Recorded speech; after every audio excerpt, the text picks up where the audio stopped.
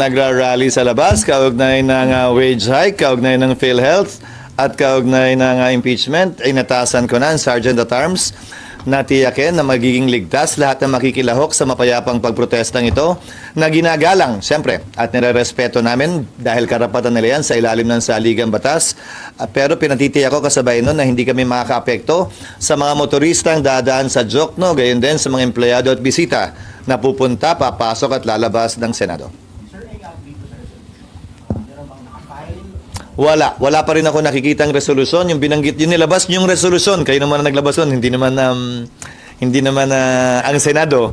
So, hanggat walang fina-file, wala naman kaming actionan o ma-actionan. Sir, merong nilabas na timeline, proposed timeline sa media ni Senator Tolentino that will essentially abbreviate the trial and have a judgment by June 30. Bagay yan na dapat pagpasahan ng impeachment court at hindi ng Senado at hindi ako o siya. Mapag-uusapan lamang yan kapag na-convene ang impeachment court dahil desisyon ng impeachment court yan.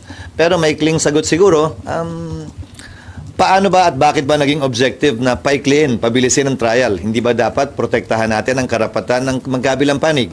Ang nasasakdal at ang prosecution na mabigyan sila ng sapat na panahon ay presenta ang kaso nila upang sa gayon may basehan ang pagpapasya ng mga senator judges pagdating ng panahon. Sir, wala kayong pressure na nararamdaman considering yung open letter sa inyo ng UP Law School, De La Salle, San Sebastian, na lahat ho nananawagan sa inyo na immediately action na itong impeachment case. Nasan sila nung hindi naman iniwan yung impeachment at functus officio, dinismiss ng Senado yun bagaman hindi tapos.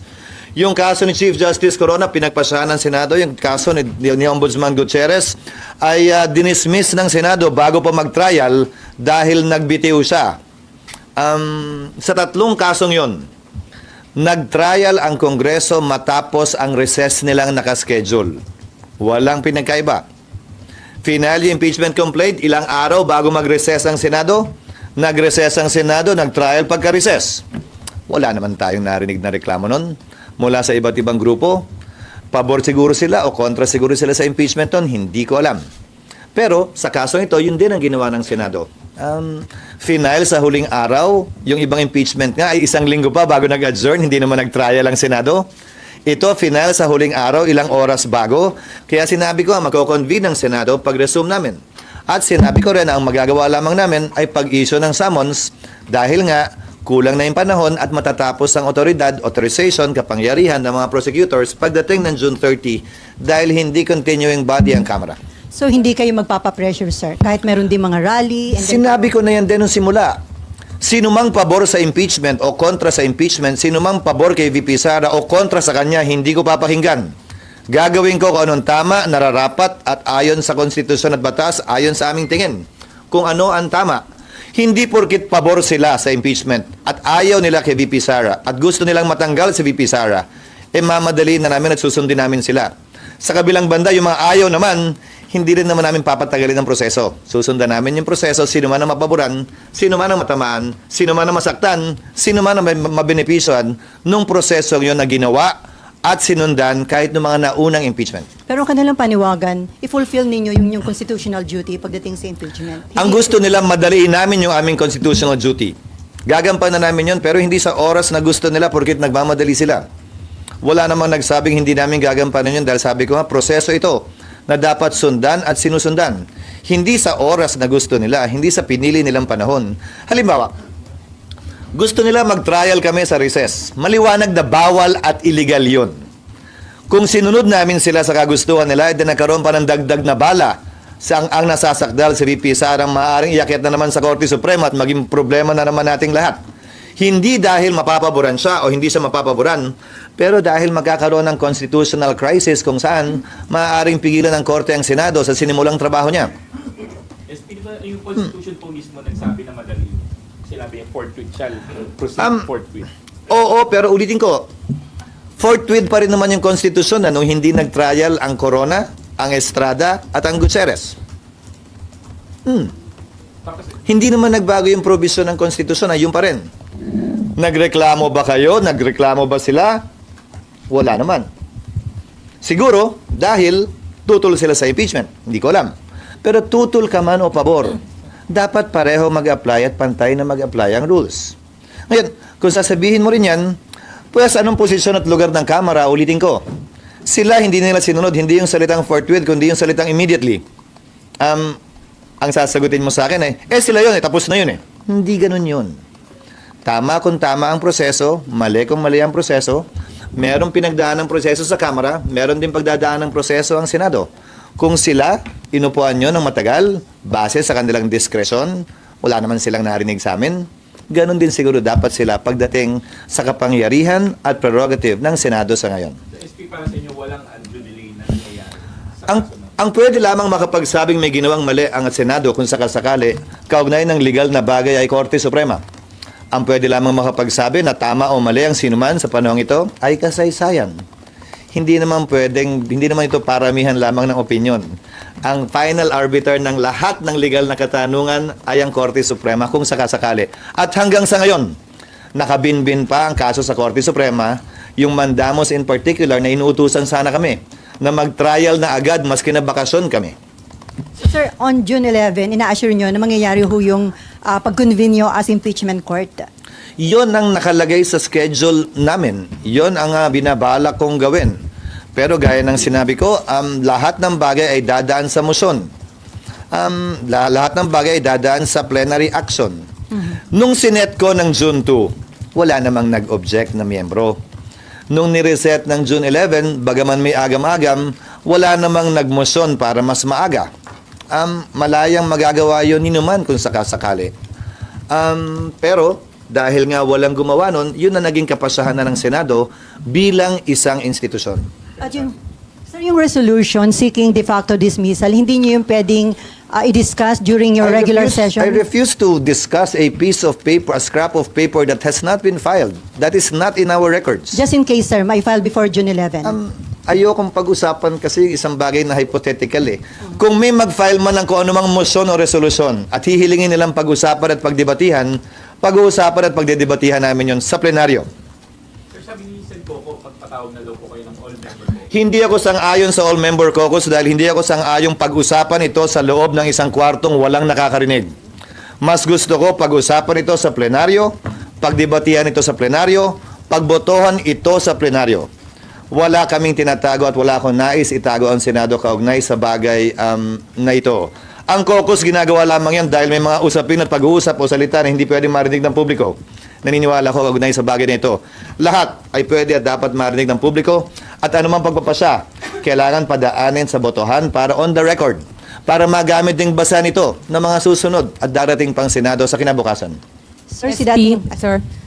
Sir, ang mga ikinadidismaya kasi is, number one, hindi na nga daw nag-trial nung February. Of course, meron kayong explanation for that. Tapos, sinep ninyo ng June 2, hindi pa natuloy, minove to June 11. And then, meron pong lumabas na mga yung resolution, and then merong for the dismissal, and then merong statement like si Senator Tolentino na functionally dismissed pag nagtapos ang 19th Congress. So, nandun yung ano kasi... Putulin muna kita. Sige Hindi po. ako sang-ayon kay Senator Tolentino sa bagay na yan. Sinabi ko na yun noon. Ang paniniwala ko at ang tingin ko, tatawid dito. Pero itong opinion to, mula sa 19th Congress, ay hindi pwedeng i-bind ang 20th Congress. Kailangan pagpasahan muli yan ng 20th Congress. Maalala nyo, February 6, isang araw matapos finalang ng impeachment, sinabi ko na ang mga mangyayari at wala akong tinago. Diba, sabi ko, pag-resume namin, kami ite-take up ito. Ang magagawa lamang namin dahil sa mga requirement ng panahon para makasagot ang nasasakdal, malamang summons lang, baka makapag-pre-trial kami, baka maaprubahan namin yung rules namin. Hindi ba? At sinabi ko na rin na may mga president sa United States na tumatawid dito. At marahil dito sa Pilipinas, ang isang president ay yung SET, na kung saan yung mga kaso ng Senate Electoral Tribunal tumatawid ng susunod na Kongreso. Yung kaso. Dahil 6 na taon yung pinoprotesta. Wala pang pasya ang Korte Suprema kaugnay sa bagay na ito. Pero may ilang basehang pwedeng gamitin para pakita at patunayan at i-assert, ilaban na ito'y tatawid. Dahil na rin nga sa prinsipyo, sa batas, na anumang sinimulan ay dapat tapusin. And then SP kasi ang Hindi lamang sa konstitusyon at sa batas, pero sa pagpapasya ng Senado kaugnay sa mga dapat naming ipasa. Sumulat ako kay Speaker Romualdez kaugnay sa pagpapaliban ng impeachment, pagbasa ng impeachment articles dahil sa LEDAC namin Nais kong sabihin na karamihan sa mga panukalang batas na yon ay naihabol na namin makalipas itong linggong to. Banggitin ko ang ilan, ang Right of Way Act, third reading today, ang 99-year lease, mararatify namin mamayang hapon, ang SEMEPA, pinirmahan na ng Presidente, ang Mining Act, hopefully matapos ang BICAM ngayon o bukas para mapirmahan na rin, ang Judicial Fiscal Autonomy, third reading din namin ngayong araw na ito, ang denatured bill ay maaprubahan din namin sa araw na ito. Last week ay inaprubahan namin ang Bicameral Conference Committee ng Livestock Bill, naaprubahan din namin. Aaprubahan din namin sa araw na ito ang nuclear bill, ang framework na mag-establish ng pagkakaroon ng nuclear energy dito sa ating bansa. Ito third reading din namin ngayon ang anti-POGO bill, ayon sa nabanggit ko, ang Virology Act, at gayon din humigit kumulang 50 local bill na bagaman hindi importante sa mata ng marami, ay importante sa mga lokalidad kung saan ito makaka-apekto. Magagawa na namin lahat yan sa araw na ito. Baka may sumobro ng konti hanggang bukas. So meron kaming sapat na panahon para gawin ang ibang mga bagay pa, kabilang na ang impeachment. Opo, sir, isa na lang. So sigurado magko-convene kayo sa impeachment court sa... Yun ang gusto ko at yun ang plano ko. At yun ang sinabi ko sa lahat ng liham na pinadala ko naman sa inyo at kay Speaker Romualdez. Sir, paano daw kung today may mga senador na mag-motion na simulan nyo na yung impeachment process? Pagbobotohan yun at pagpapasahan ng plenaryo. So sure sir na once filed ay mailalagay siya sa agenda at matatakal today. Once filed ang ano? Pag once filed po yung reso, Anong reso? yung resolution on de facto dismissal. May proseso yon.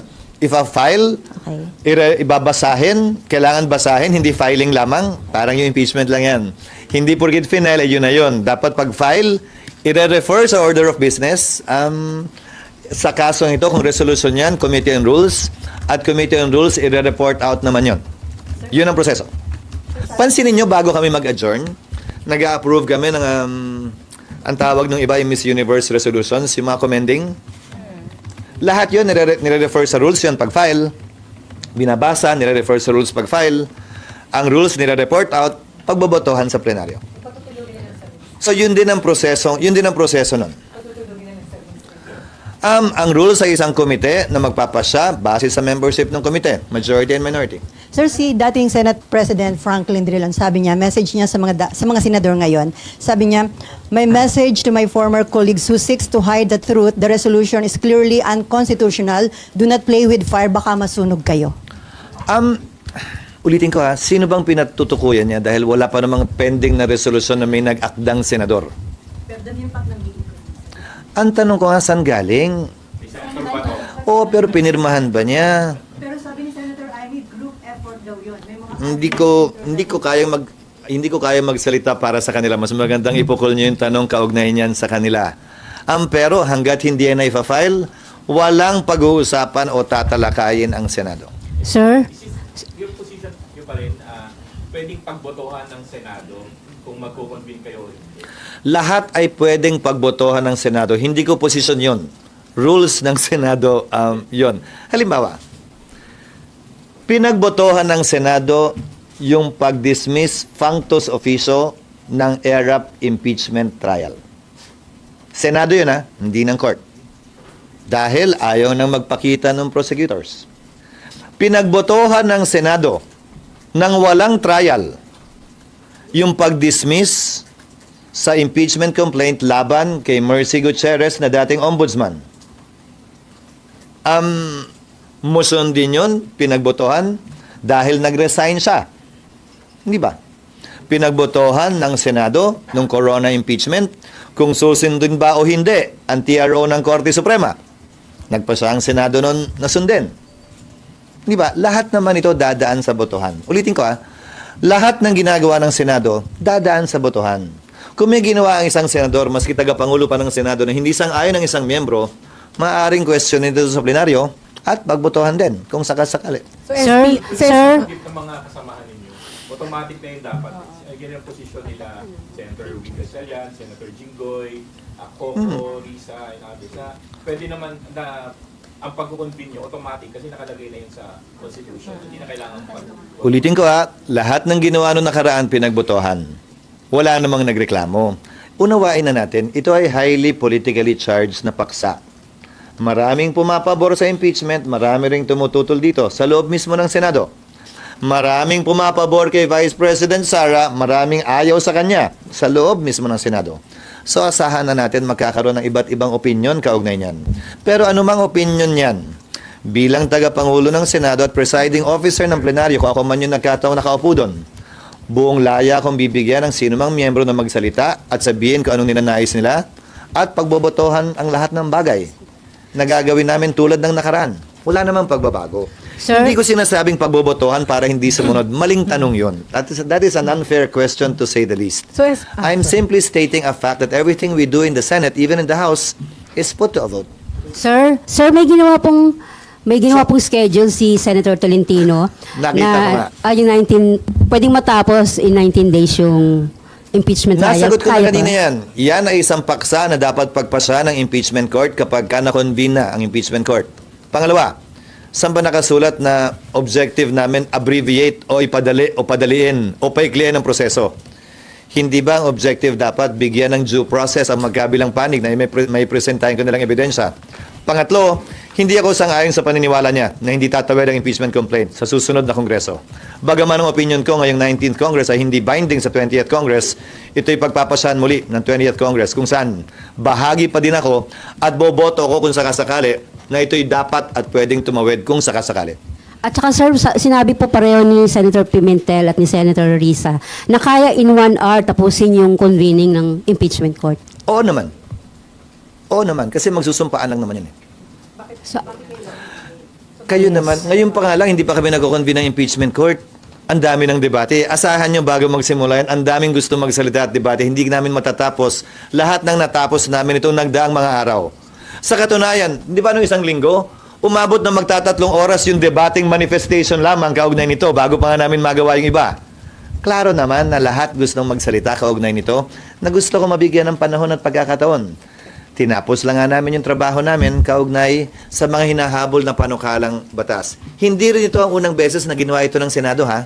In fact, ginawa ito ng Senado bago mag-adjourn noon ng Oktubre, ni hindi pa nga sinidye. Hindi tinigap ang isang impeachment dahil may mga batas silang ginagawa. Nung taong yon yung budget lamang nga.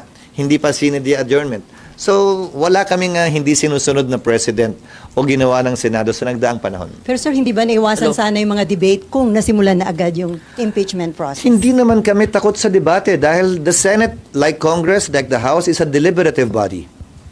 That is what we do. We debate, we argue, and then we vote. The Senate should not shirk from that responsibility. Hindi naman dapat kinakatakutan sa isang demokrasya ang malayang debate. Kayo naman, okay lang yun. Bahagi yon ng malusog na demokrasya kung sakasakali. Pero nangyari sir, kayo na daw yung on trial, hindi na si BP Sara. Sabi nino, Senator Alan, and then baging Senator Coco. that is the burden of leadership, I guess. Bahagi yan sa pasanin, ika nga, ng mga leader o ng leader natin na may mga ganyang klaseng pananaw na isisisi palagi sa namumuno o tagapangulo. Imbis na, kung sakasakali, tingnan ito na pagsunod lamang sa tinatalaga ng batas. I accept that responsibility as part of my burden as the leader of the Senate. So are you not affected, sir, considering na ang daming criticism sa Senate, lalo na ho sa inyo as Senate President? Again, ang timeline ko ay hindi kasama yon sa social media, kaya payapa ang buhay ko. Sir, si Senator Soto, parang biniblame kayo sa hold-up ng impeachment trial. Wala naman tutukan na hold Oo, up. tapos ano? dapat daw, on the same day na natanggap yung article of impeachment, they refer sa Committee on Rules. Alam mo, siguro tulad kayo, hindi ko alam ang ibig sabihin ng bushwhack. Alam ko kung pinunalas ko ng tama. Binushwhack ko daw ang impeachment. Tinignan ko sa diksyonaryo, ibig sabihin ng bushwhack. Attack by surprise from a hidden place.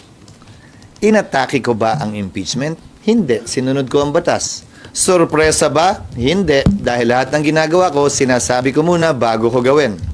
Pangatlo, mula sa tagong lugar, bahagi ng trabaho ko bilang tagapangulo ng Speaker Romualdez. Imbis na galangin ang kasalukuyang Senado, pinili niyang atakihin ang kasalukuyang Senado. Nalalaman ko na mas matanda at mas malawak ang kanyang karanasan, pero hindi naman siguro rason yun para hindi galangin at maliitin ang kasalukuyang Senado. I look forward to welcoming him in the 20th Congress. But in the meantime, allow Congress to decide, and we haven't even decided yet. on these matters, because I reiterate my earlier position, all of these matters have to be confirmed and affirmed by the 20th Congress that he will be a part of. Darating yung tamang panahon para pagdebatihan yun sa 20th Congress. Dahil hindi ko sinasabi na lahat ng pagpapasa namin ay binding sa susunod na Kongreso. I've been saying that for the longest time already. Whatever we do needs to be confirmed and affirmed by the 20th Congress. Ganon din ang Kamara, ha? Whatever they did in the 19th Congress, pagtawid ng kasong ito sa susunod na Kongreso, kailangan din ay pwede rin yung pagpasahan ng susunod na Kongreso. Kaugnay sa kagustuhan nilang ituloy pa ba to, ayaw na nila. Tulad lamang ng ERAP impeachment trial. Nagpasa ang mga prosecutors noon sa kalagitnaan ng pagdinig ng trial. Ayaw na namin at nag-walkout sila at hindi na bumalik. Nalala nyo? Pero, nangyari ang EDSA, natanggal, so wala nang dahilan pa para bumalik. Pero may kapangyarihan at karapatan sila na gawin yun, lalo na sa pagpasok ng bagong Kongreso. Again, the 19th Congress House, the 19th Congress Senate cannot bind the 20th Congress House and the 20th Congress Senate, especially on this topic na pagtawid ng impeachment. SP, good morning. Dexter Ganibi po ng Abante Radio. Yes, sir. May mga binabanggit, SP, na yung inyong hakbang na itawid sa 20th Congress, ang impeachment ay para sa mapanatili kayo sa pwesto pagiging SP sa susunod na Kongreso dahil maraming mga senador ang gusto din itawid dito sa 20th Congress. Yung mga papasok pa lang sa 20th Congress ang panayang sabi ng impeachment at ng kanilang pagtakbo bilang Senate President. Napansin ba yun itong nakaraang 2 linggo? Pinag-uusapan ko lang yung mga panukalang batas na nais naming ipasa at ihabol at itong kasalukuyang impeachment. Haharapin ko ang mga katanungan at anumang kailangan gawin kaugnay ng 20th Congress kapag ka natapos na ang Kongresong ito. Walang kinalaman anumang pagpapasa namin ngayon.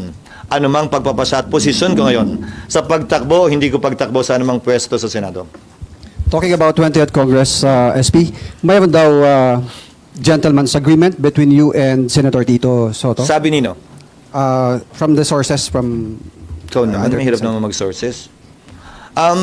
Sabi nino, dahil wala akong alam na ganyang uri ng kasunduan na usapan, hindi kami nagkakausap ni Senator Soto.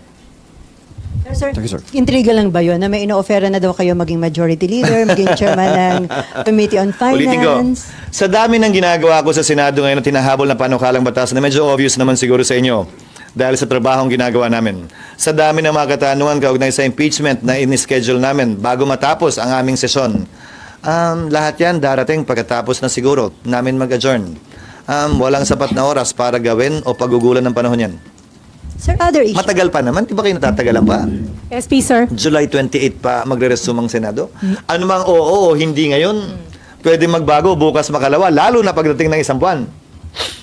SP, sir, sabi nyo nga pwede yung pagbotohan kung magko-convene kayo o hindi as impeachment court. So paano yung scenario? Ibig sabihin, pag binasa yung articles of impeachment ng mga congressmen on June 11, sasabihin na ninyo na magko-convene kayo sa impeachment court maliban na lang kung may mag-object, ganun ba yun?